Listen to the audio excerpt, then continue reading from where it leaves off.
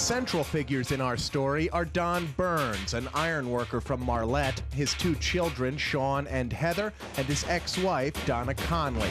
But first, we need to tell you about Brandi Conley, Donna's 4-year-old stepdaughter, a beautiful little girl who's been dead for more than 2 years. Tracy Raines was Brandi's aunt. I can go to sleep at night and know that I wasn't there with her on her last day. I wasn't the only one in the house with her. And I can also go to sleep and know that if I was the last one with her, she'd still be alive.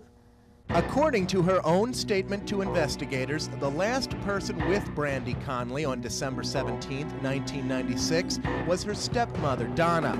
She reported Brandi fell down the stairs of the family home in rural Perry County, Ohio. Semi-conscious and dying, Brandi was airlifted to Children's Hospital in Columbus. She died the next day. That's when Donna's story came under increased scrutiny.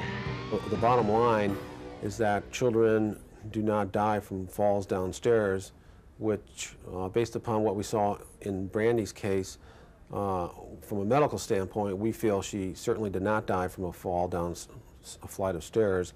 And the retinal hemorrhages and the type of brain injury she suffered is most consistent with what we refer to as shaken impact. Dr. Henry Bartkowski was the pediatric neurosurgeon who treated Brandi in Columbus. Finding the stepmother's story unbelievable, he filed a complaint of child abuse with the state, alleging Brandi was in some way beaten to death and possibly sexually abused as well. Despite that, a deputy coroner in Ohio issued a preliminary finding saying Brandi's injuries were consistent with a fall downstairs. Dr. Bartkowski immediately cried foul and eventually succeeded in having the final, official cause of death changed to homicide. But that ruling didn't come until February of 1998, 14 months after Brandi died. And with no official cause of death to work with, a grand jury had already declined to hand down indictments against anyone in this case, including Donna Conley. In my heart, I know what happened to that child. And there's got to be somebody in Perry County that will listen and do something about it. Enter Don Burns. While the Perry County Sheriff's Department insists Brandi's homicide case is still open, Don is more concerned with 11-year-old Sean and 9-year-old Heather, his children, who are still living in the Conley household, the same household where Brandi died. I hope that people will go, my God, can this actually happen? And it can. It is. It's happening right now.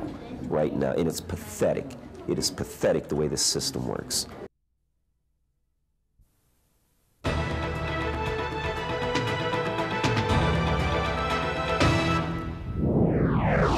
Don Burns has been through the custody battles before.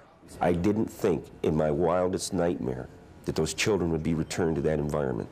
And they were. And they were put in a different school again. You know, it's got to end. It's got to end. Burns is trying to win custody of his children, 9-year-old Heather and 11-year-old Sean, who remain with their mother, Donna Conley. The same Donna Conley who acknowledges being the only adult in the house when 4-year-old Brandi died 2 years ago. Mrs. Conley told investigators Brandi accidentally fell down the stairs of their home. The coroner disagreed and ruled the case a homicide. There were many bruises which could not be explained simply by falling downstairs. She may have fallen down the stairs at some point, but it certainly was not the cause of her death. When questioned under oath about Brandi's death, Donna Conley pled the fifth. She declined to be interviewed on camera for this story, but told ABC 12 privately she wishes this entire case would just go away. Her husband, Scott, Brandi's father, supports her story, even if some members of his family do not. My brother admitted that he spanked her with a spatula for lying. He spanked her to the point that the spatula broke. She had 2 black eyes, and my husband said it looked like her little nose was broke. Scott Conley's half-sister, Tracy, also told the court he abused her sexually while they were growing up. The hospital report also notes signs of sexual abuse on Brandi. Which brings us back to Don Burns, who seems like he has a slam-dunk case, right? Well, not so fast. You see, Burns was also somewhat embarrassed by certain revelations in court. Revelations about 3 drunk driving arrests, about him being $8,000 behind on child support payments, and by a photograph which showed Don Burns smoking something that looked very much like marijuana while holding his infant son. I mean, people have gotten up there and they can just say anything they wish. I'll tell you, I have more respect for a 2-bit street whore than I do for the 16th Judicial Circuit of Macomb County. Donna Conley's attorney calls Don Burns' behavior manipulative. And Mr. Burns is trying to use Brandy's tragedy, her death, as a way to get custody of the 2 other children here. And he's bringing it into this case when it has no relevance whatsoever. The relevancy is of the type of character my client has, the type of character Mr. Burns has.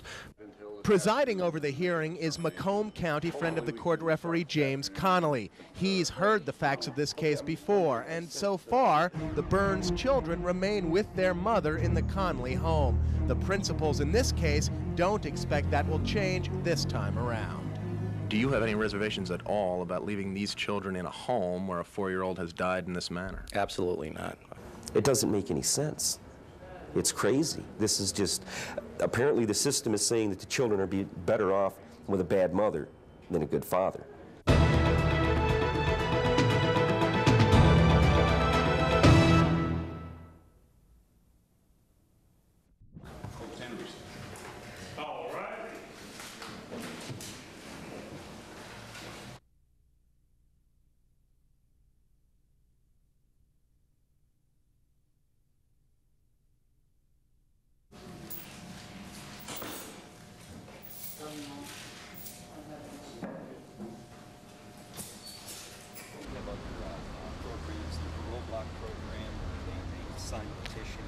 Stop the early release and parole of those convicted of murder. Well, let's hope that the children will get back to mid-Michigan where they belong and where I can love them, hug them, kiss them. That's what they're going to need, and they're going to need a lot of it, and I've got a lot of it for them. Miracles happen because she know what she done to that little girl. She knows what she done to my baby. I cried for 7 years all the time, all the time.